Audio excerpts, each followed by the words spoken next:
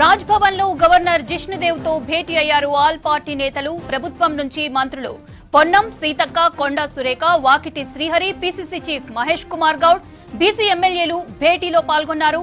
CPI నుంచి Narayana, BRS నుంచి MLA Vivekananda Goud attend అయ్యారు.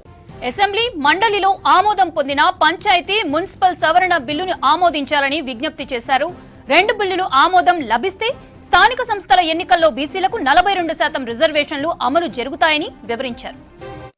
కాంగ్రెస్ పార్టీ ఎన్నికలకు ముందిచ్చినటువంటి కమిట్మెంట్, వాగ్దానం, ప్రామిస్ ని ఫుల్ఫిల్ చేస్తూ అధికారులకు రాగానే పోయిన సంవత్సరమే అసెంబ్లీలో 2 చట్టాలు చేయడం జరిగింది.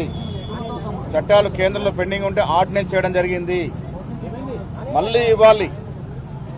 గతంలో 50% సీలింగ్ ఉన్నదని ఎత్తేస్తూ 42% లోకల్ బాడీస్ లో బీసీలకు ఇవ్వటానికి సుగమం చేస్తూ ఆ 50% సీలింగ్ ని ఎత్తేస్తూ నిన్న మళ్ళీ కొత్త చట్టం చేయడం జరిగింది.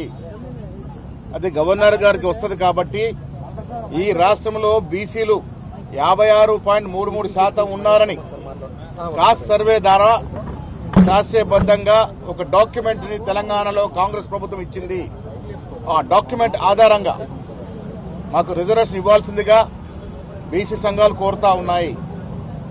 డాక్యుమెంట్ ని కుల సర్వే ద్వారా వచ్చిన డాక్యుమెంట్ ని ఆధారం చేసుకుని అదే బేస్ గా చేసుకుని రాష్ట్ర అసెంబ్లీలో చట్టాలు చేయడం జరిగింది. పంచాయతీరాజ్ మంత్రి గారు నిన్న బిల్లు ప్రవేశపెట్టినారు. నేను అసెంబ్లీలో ఆమోదం పొందింది, వాళ్ళ కౌన్సిల్లో ఆమోదం పొందింది.